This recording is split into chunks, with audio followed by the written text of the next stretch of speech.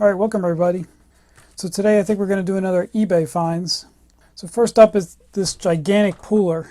And no, your eyes aren't playing tricks with you. This really is a puller this large. Now, I bought this with the understanding that there were pieces missing from it. So I don't know the story about what happened to those missing pieces, but it appears that this thing has never been used. Maybe there was some shipping damage or something and some pieces got lost.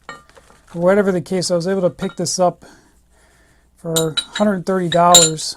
This particular puller normally goes for about $700 to $800. So even with the missing pieces, I think I'm still going to make out all right on this. So you bolt these together. You know, it's not an adjustable up and down, but and then this part will obviously slide on the rail up here.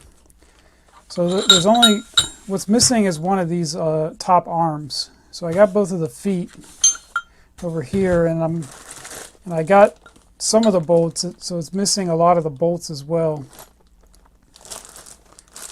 So not sure what happened, why that piece would have been missing. But judging from the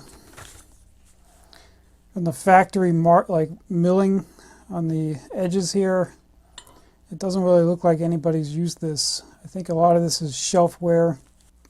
And it still has the protective sleeve, even though it's kind of messed up in a couple of places.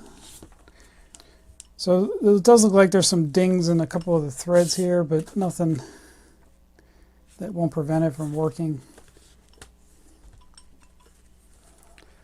So very nice machining job on that. So that was a piece of hex. Looks like some kind of tool steel. And then I believe these threads are a British pipe thread. It's a 1-inch thread on there.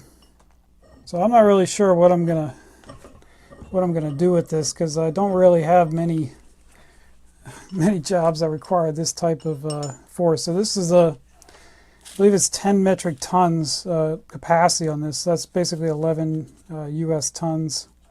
So luckily, Gedore sells the replacement legs, because this particular size you can get many different style legs, many different length legs. And this thing, the total weight of this is extremely heavy. It's about, I'd say, 35 pounds if you add all the pieces together. So yeah, the replacement leg will probably cost me about as much as the actual unit I got here. And we'll find a good project for this. Like I said, when you get to pullers this size, you can really use them as a press. I'm sure that's not what they're recommended to be used as, but for some light duty work like pushing bearings in and stuff, you can get by with using one of these. And just for size comparisons, this right here is my smallest puller. This is a little Belzer. So I usually use this for a lot of those small jobs. So in case anybody's interested, the model I got here is a 106/4, and you can see the capacities that this thing has.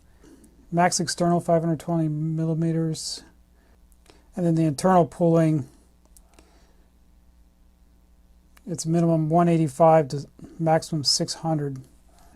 G1 is I believe that's British pipe by 310, and then there's also a hydraulic spindle that you can buy with this. And yeah, it says the weight here 30 pounds, so it's somewhat close to that, but to max tons 10. It doesn't say what the units are for that though, so I'm assuming that's a metric ton right there. But yeah, I'll get one of these legs on order. Probably take a little bit to get here, and then we can play around with this thing, see what it can do. So the next thing I picked up off eBay is this set of Belzer sockets. So it says here number 7400 E/7H, and it wasn't really the sockets. The reason I bought this was actually for this nice holder. So if you find any Belzer products with the crown on it, I believe that was pre-merger with Davidoff. So we know that this thing's probably from the 60s or before. But this set of sockets is actually a Whitworth set.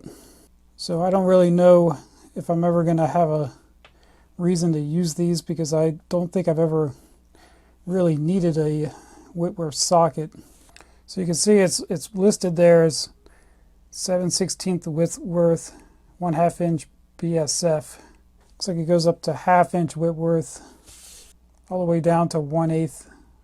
I know some people who work on old British cars, they end up using these because a lot of the bolts were designed to be used with those.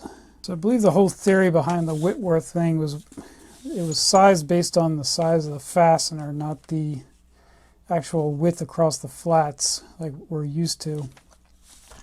So a lot of these sizes really don't fit anything except for the Whitworth bolts. But there are a couple of ones like this 1/2 inch. So yeah, that's a 1/2 inch bolt there. And this would be a Whitworth 1/2 inch. So I might be missing a couple sizes in here. It doesn't look like it's a complete set, but something to have. And like I said, I might just end up using the holder here for some other sockets. So the next thing isn't really an eBay find. It was a couple of things that a guy on the German Tool Collectors Facebook group sent me. So this is from Frank. Thanks, Frank. I haven't had a chance to thank you, send you a message. But he sent it to, I guess, one of his friends who forwarded it to me. So one thing he sent was this, it looks like it's a piece of trim for the Hazet Assistant. And what this is the piece that you put the lock on. It just basically is a piece of metal. And I didn't even notice that the one was missing on mine. I'm sure somebody said something. But yeah, I'll have to put that on, and I'll definitely use that. Then he sent me this Stavilla double open-ended wrench. Looks like it's had a hard life. Got some paint and rust on there, but it's still definitely a usable tool. We'll clean that up, see how that'll clean up. Chrome is flaking off in a couple of places, but so that's a 2926. He also sent me this this package. So this is a Razul combination wrench, and the way this is packaged, it's almost packaged like it's new old stock. And I don't recognize some of these words on here, so I don't know if that is German or not, but I don't recognize those words. If anybody else does. And then I'm not sure if this is a date code. It's 979. So this is either from the Razul factory, in which case I'm actually afraid to open it. I might just leave it in here. But I've actually seen this done in the military, where they store stuff for what's intended to be a very long term, decades. So there's tons of manuals written and mil specs written on how to store materials for given periods of time. I mean, I think they've figured out ways to even store vehicles where they can put them in storage and then basically just take them out and start them right up a decade later.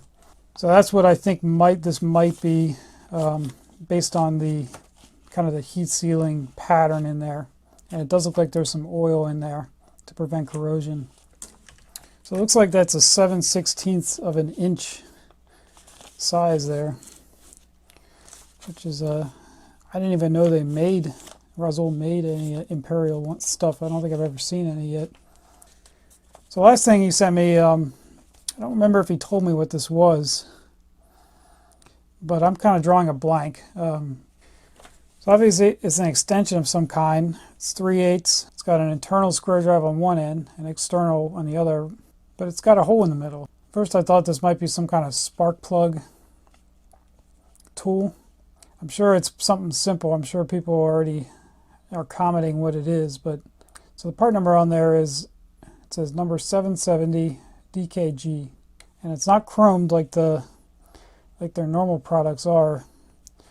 So I don't know if it's some kind of impact socket or not, but very interesting. So appreciate that, Frank. Thanks for sending those things along. Hopefully you guys enjoyed that. That's going to wrap it up for this one, and I'll catch you guys next time.